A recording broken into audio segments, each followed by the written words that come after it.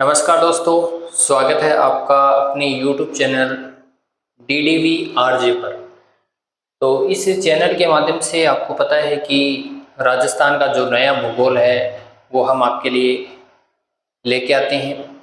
और इस चैनल के माध्यम से ही कला संस्कृति की जो क्लासें हैं वो निरंतर आ रही हैं।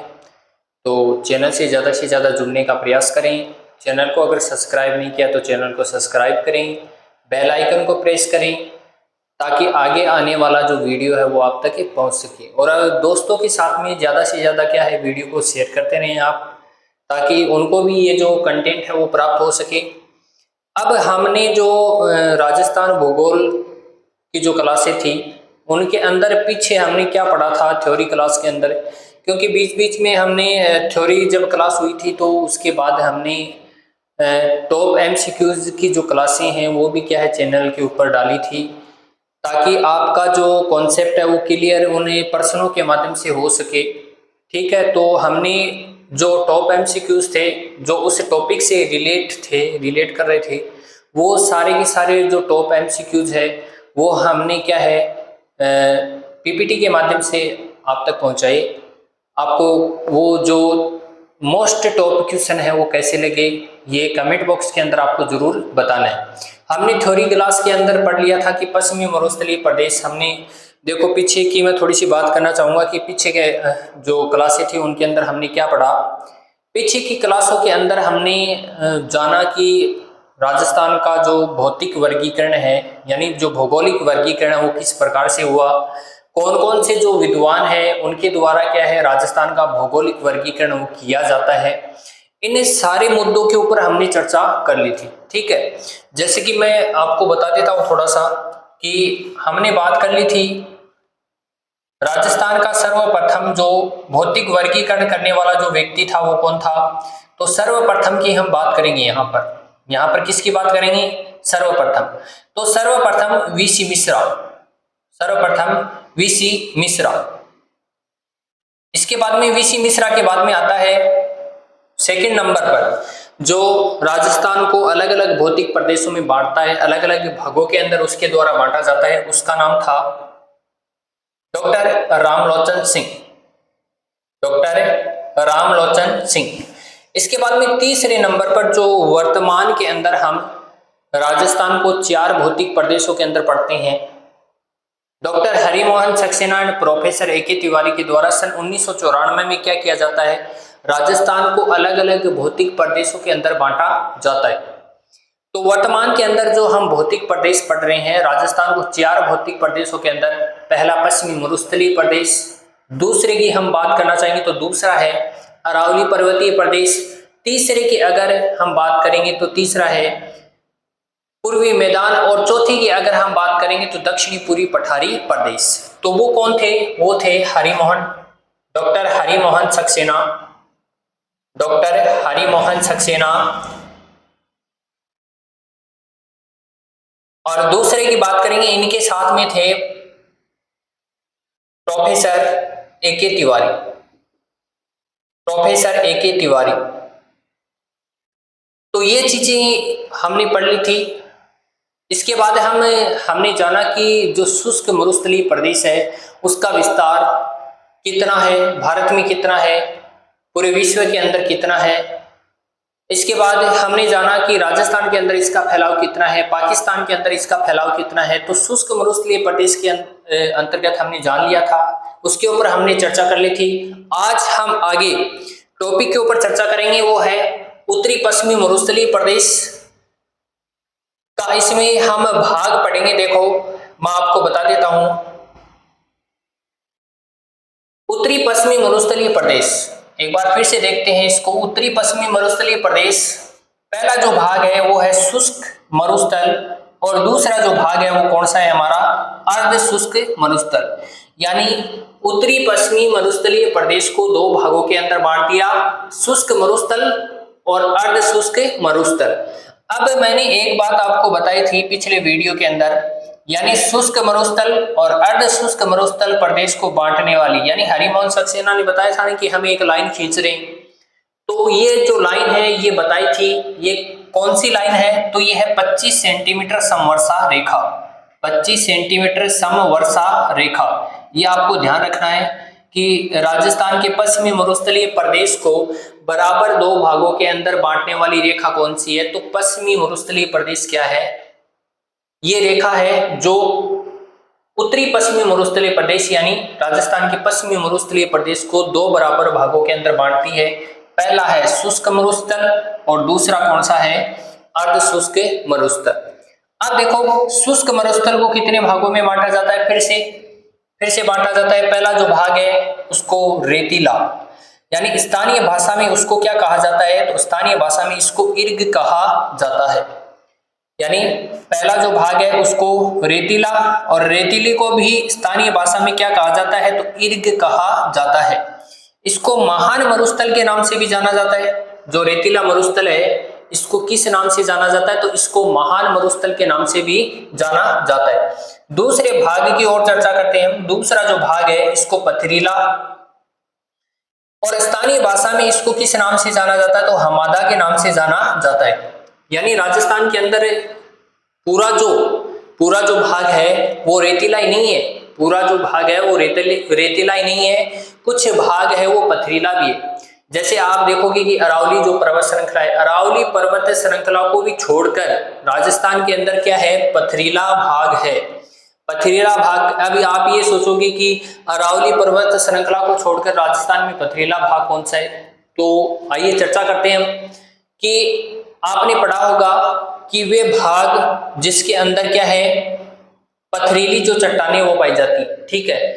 तो उसकी हम बात करेंगे। जैसलमेर के अंदर जो भाग है जिसको आप बाप बोल्डर्स बीम के नाम से जानते हैं, चट्टानी जो प्रदेश है बाप बोल्डर्स बीम। जैसे जैसलमेर का जो भाग है, जैसलमेर के बाद में बाड़मेर का कुछ भाग है, बाड़मेर के बाद में जोधपुर का कुछ भाग है, बालोतरा उसके अंदर शामिल है, बालोतरा के बाद में बाड़मेर, बाड़मेर के बाद में फलोदी। तो आप ये सोच रहे हैं कि इतने सारे जो क्षेत्र हैं वो कैसे आ गए? पहले तो 3 ही थे, क्योंकि फलोदी भी नया बना है, ठीक है। इसके बाद बालोतरा है वो भी नया जिला बना है।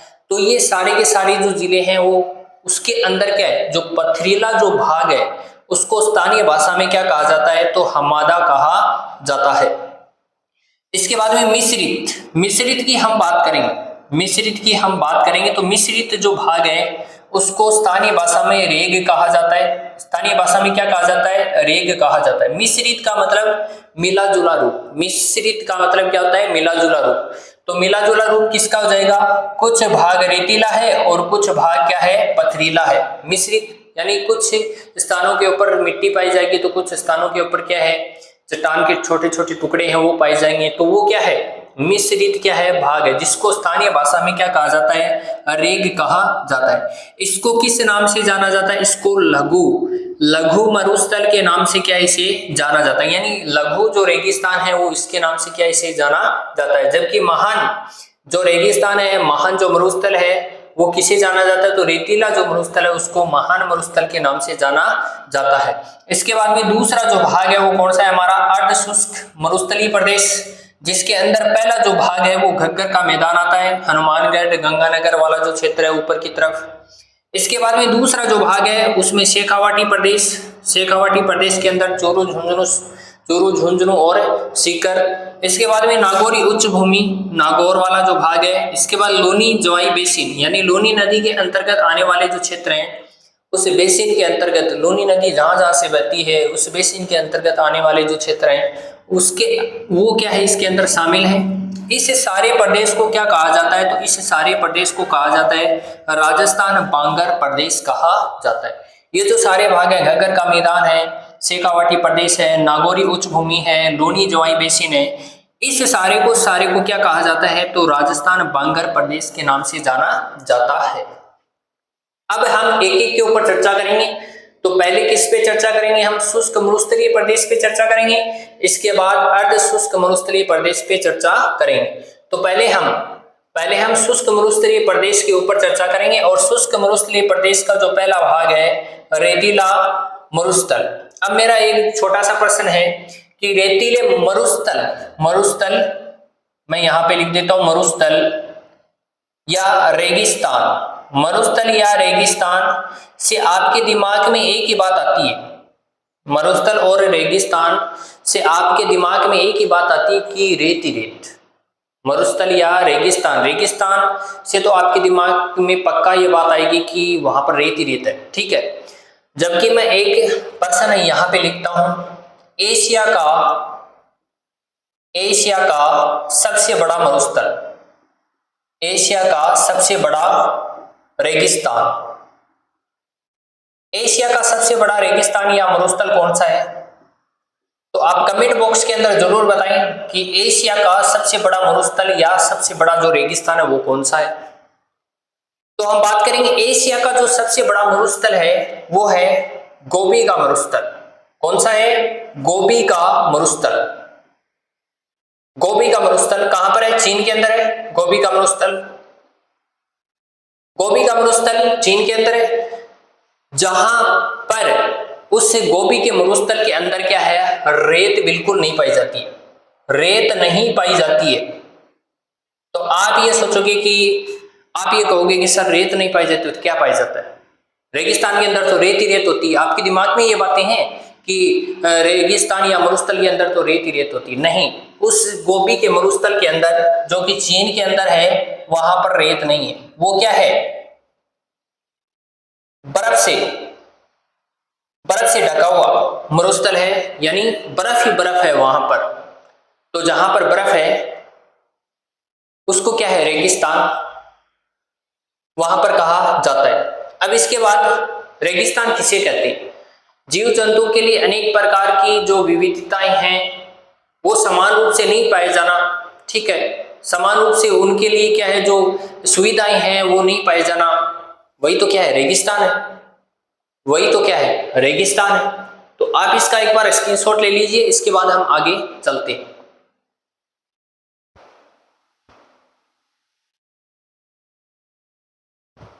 स्क्रीनशॉट ले लिया होगा। अब आगे चलते हैं, आगे चर्चा करते हैं, क्लास को कंटिन्यू करते हैं और हम बात करते हैं आगे शुष्क मरुस्थल। मैंने बताया ना आपको कि हम एक एक के ऊपर क्या है चर्चा करते चलेंगे यहाँ पर। तो पहले शुष्क मरुस्थल की हम चर्चा करते हैं और शुष्क मरुस्थल के अंदर पहले देखेंगे हम टीले युक्त जो भाग है, टीले युक्त प्रदेश है वो आएगा। इसके बाद में दूसरा जो भाग है वो आएगा टीले रहित, जहां पर टीले नहीं है, जहां पर क्या नहीं है? टीले नहीं है। और आपको एक टीले युक्त प्रदेश मिलेगा जहां पर क्या है? आपको रेतीले धोरे क्या है नजर आएंगे, ठीक है। उन रेतीले धोरों की भी हम बात करेंगे कि जो रेतीले धोरे हैं वो कहां कहां पर पाए जाते हैं। और एक आएगा आपका जो टीले रहित जो क्षेत्र है। तो इस टीले युक्त जो प्रदेश है इसको हम कह सकते हैं कि रेतीला, जिसको स्थानीय भाषा में इर्ग कहा जाता है। मैंने ये पहले भी बता दिया कि टीले युक्त प्रदेश है उसको रेतीला प्रदेश भी कहते हैं, जिसको क्या है? इर्ग के नाम से जाना जाता है। इसको क्या है? महान मरुस्थल के नाम से भी जाना जाता है। और टीले रहित जो क्षेत्र है इस क्षेत्र को क्या है? लघु मरुस्थल के नाम से भी क्या है जाना जाता है। अब एक एक पर चर्चा करेंगे हम। रेतीला जो प्रदेश है, इस रेतीले प्रदेश की हम चर्चा कर लेते हैं। तो मैं यहाँ पर लिख देता हूँ रेतीला। अब इस रेतीले प्रदेश के ऊपर हम क्या है चर्चा करेंगे विस्तार पूर्वक। तो यहां पर हम क्या कर लेते हैं? राजस्थान का एक मैप बना लेते हैं। मैंने बताया कि अगर किसी भी स्टूडेंट को राजस्थान का मैप नहीं बनाना आ रहा है तो वो इस प्रकार से क्या कर सकता है? राजस्थान का मैप है वो बना सकता है। ये राजस्थान का मैप है। तो रेतीले प्रदेश की अगर हम चर्चा करेंगे तो रेतीला प्रदेश आपको पता है कि ये जो भाग है ये पश्चिमी मरुस्थलीय प्रदेश का भाग है। ये लो ये बना दिया। ये क्या है? राजस्थान के अंदर ये जो भाग है ये पश्चिमी मरुस्थलीय प्रदेश का क्या है? भाग है। अब इस प्रदेश के अंदर हम देखेंगे तो रेड क्लिफ के जो सारे जो क्षेत्र हैं, जैसे कि मैं यहाँ पर बना देता हूँ, ये जो भाग है रेड क्लिफ के सारे जो भाग हैं, इन भागों के ऊपर क्या है? देखो मैं इसको अंडरलाइन कर देता हूं। इन भागों के ऊपर क्या है? जो रेतीला प्रदेश है वो क्या है? रेतीला जो मरुस्थल है वो सबसे ज्यादा यहाँ इस रेड क्लिफ रेखा के सहारे क्या है पाया जाता है। अब रेड क्लिफ के सहारे जैसे सबसे ज्यादा हम धोरों की बात करेंगे तो सबसे ज्यादा जो धोरे हैं वो कहां पर? तो जैसलमेर के अंदर। जैसलमेर के अंदर जो बॉर्डर वाला जो क्षेत्र है, जो पाकिस्तान से जो बॉर्डर लगता है, उस क्षेत्र के ऊपर आप देखोगे तो जैसलमेर के अंदर क्या है? आपको रेतीले धोरे धोरे क्या है नजर आएंगे। ठीक है, यानी रेतीला प्रदेश है वो क्या है वहां पर नजर आएगा। बीकानेर के बॉर्डर की बात कर लेते हैं जो पाकिस्तान से लगता है। ठीक है, बीकानेर के क्षेत्र बॉर्डर के क्षेत्र की बात कर ले तो वहां पर भी आपको क्या है रेतीली धोरे धोरे नजर आएंगे। इसके बाद हम बात कर लेते हैं बाड़मेर का जो बॉर्डर का जो इलाका है, बॉर्डर का जो क्षेत्र है जो बॉर्डर पाकिस्तान से लगता है, उस क्षेत्र के अंदर क्या है आपको क्या नजर आएगा तो रेतीला जो प्रदेश है, रेतीला जो मरुस्थल है वो क्या है यहाँ पर आपको नजर आएगा। बीकानेर का भी क्या है आपको नजर आएगा। ठीक है, तो इस प्रकार से क्या है रेड क्लिफ के जो सहारे जो प्रदेश लगा है, रेड क्लिफ के सहारे जो ये जो क्षेत्र लगा है ये सारा का सारा क्या है रेतीले प्रदेश के अंतर्गत आता है। और सबसे ज्यादा आपको क्या है अगर रेतीले धोरे अगर देखने को मिलेंगे तो वो जैसलमेर के अंदर क्या है आपको रेतीले धोरे हैं वो देखने को मिलेंगे। तो हम बात करते हैं रेतीला प्रदेश, यानी रेतीला प्रदेश जिसके अंदर रेत के कणों की जो रेत के कण हैं, रेत के कण आपको यहाँ पर क्या है सर्वाधिक दिखाई देंगे। रेत के कण है वो क्या है यहाँ पर आपको क्या है इस क्षेत्र के अंदर क्या है रेत के कण है वो सर्वाधिक क्या है दिखाई देते हैं। इसके बाद हम बात करते हैं तो इस क्षेत्र को क्या है स्थानीय भाषा में इर्ग या थली के नाम से जाना जाता है। थली प्रदेश या इर्ग है वो इसे स्थानीय भाषा में क्या है जाना जाता है। यानी ये जो रेतीला जो प्रदेश है, ये जो रेतीला जो प्रदेश है इस प्रदेश को स्थानीय भाषा में किस नाम से जाना जाता है तो इर्ग या थली के नाम से क्या है इसको जाना जाता है। इसके बारे में आगे चर्चा करते हैं।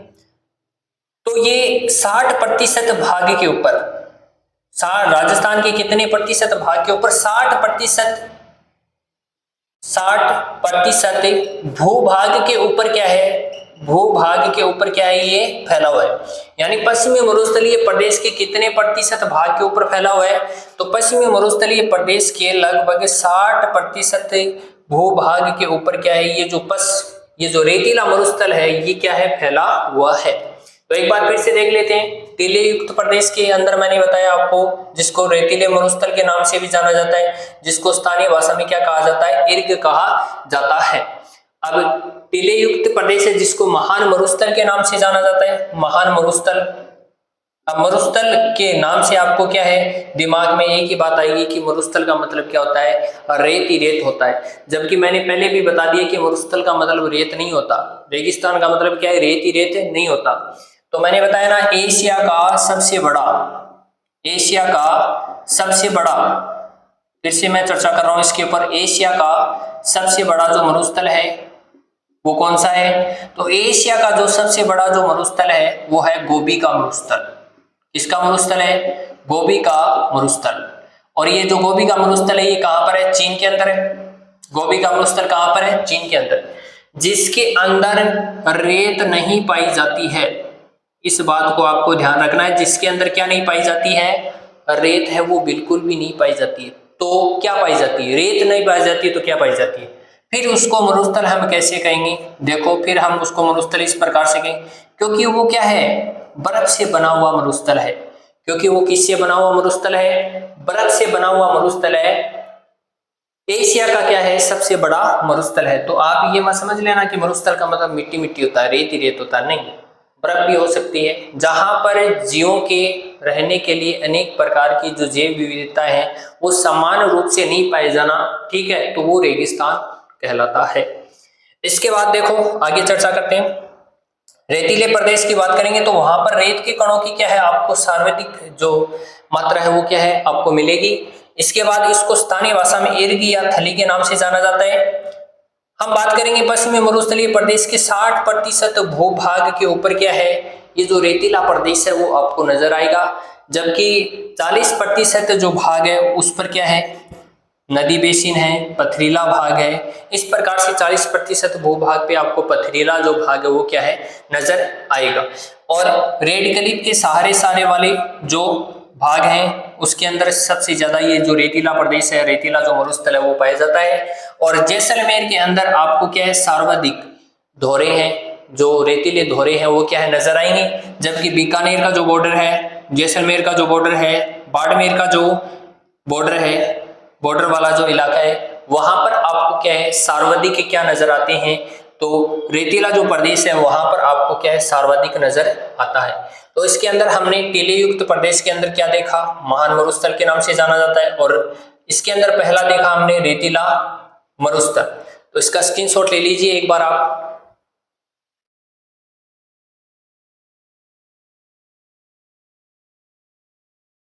स्क्रीनशॉट ले लिया होगा आपने। तो आगे की जो चर्चा है वो अगली क्लास में हम करने वाले हैं। आपको क्लास है वो कैसी लगी ये कमेंट बॉक्स के अंदर जरूर बताएं। अगली क्लास के अंदर हम ये जो टॉपिक है अगला टीले रहित जो क्षेत्र है इसके ऊपर हम चर्चा करेंगे। क्लास आपको कैसी लगी ये जरूर बताएं, और अपना जो भी डाउट है वो कमेंट बॉक्स के अंदर जरूर बताएं ताकि हम आप तक सॉल्यूशन है वो पहुंचा सकें। धन्यवाद। अपने दोस्तों के साथ में ज़्यादा से ज़्यादा इस क्लास को शेयर करें, और अगर चैनल को सब्सक्राइब नहीं किया तो चैनल को सब्सक्राइब करें, बेल आइकन को प्रेस करें ताकि आगे आने वाला वीडियो आप तक पहुंच सके। धन्यवाद।